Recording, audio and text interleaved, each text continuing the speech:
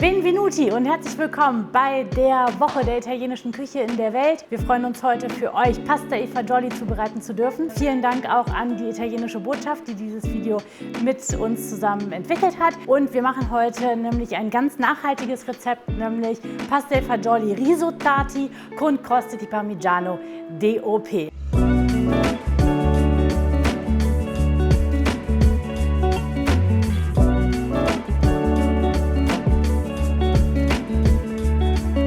Wir legen direkt los mit den Bohnen, die wir über Nacht für euch schon eingeweicht haben. Die kochen wir jetzt für euch in ausreichendem Salzwasser. Wir nehmen nach Gusto, wer es lieber ein bisschen aromintensiver mag, der benutzt etwas mehr.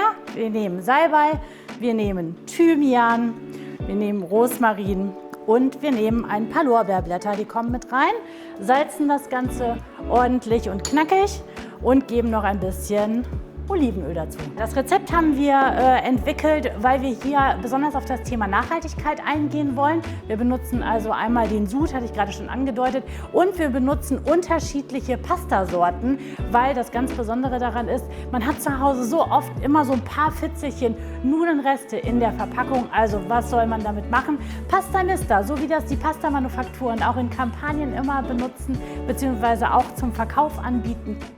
Jetzt kümmern wir uns um unseren Sofrito sozusagen, ein bisschen Olivenöl.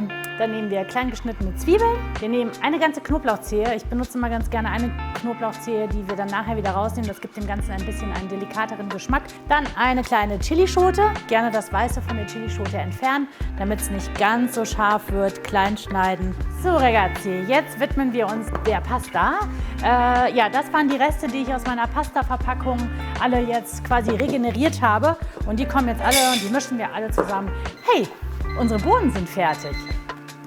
Wir fangen unser Bohnenwasser auch auf unten. Wir haben eine Schale unten drunter. Wir haben unsere Bohnen jetzt abgegossen und widmen wir uns jetzt unserer Pasta. Unsere Zwiebeln sind schön angeröstet, die Chilischoten auch und die Knoblauchzehe. Umami pur. Das Bohnenwasser haben wir aufgefangen und damit machen wir jetzt unsere Pasta risottata. Also die Nudeln kommen im rohen einfach hier rein. One Pot Pasta. Und dann gießen wir jetzt nach und nach immer ein bisschen von unserem aufgefangenen Bohnenwasser dazu. Wir sind jetzt so circa nach 5 Minuten und unsere Pasta hat jetzt schon so langsam angefangen, ihre Stärke abzugeben. Jetzt kommt eine ganz wichtige weitere Resteverwertung, nämlich die Rinde von dem Parmesan. Ich höre so oft, ja, was mache ich denn mit der Rinde? Das kann man doch gar nicht mehr verwenden. Doch, auf jeden Fall. Immer wenn ihr ein Stück Parmesan quasi verwendet habt, dann bewahrt die einfach auf. Wickelt die in ein Küchenhandtuch ein. Zweiter Teil, nämlich einfach jetzt die Parmesanrinden dazugeben. Die lösen sich also ganz langsam jetzt in unserem Bohnen-Pasta-Fagioli-Gericht auf. Wieder ein bisschen mehr Bohnenwasser und wieder ein bisschen mehr rühren. Und dann geht's gleich weiter. Ich glaube, unsere Pasta ist jetzt fertig. Perfekt. Und jetzt, ganz wichtig, holen wir unsere Parmesanrinde wieder raus. Und natürlich auch die Knoblauchzehe, weil die wollen wir gleich nicht auf dem Teller haben. Und dann heben wir die Fagioli, also unsere Bohnen, kommen jetzt unter unsere Pasta. Jetzt sind wir bereit für unsere Pasta e Fagioli.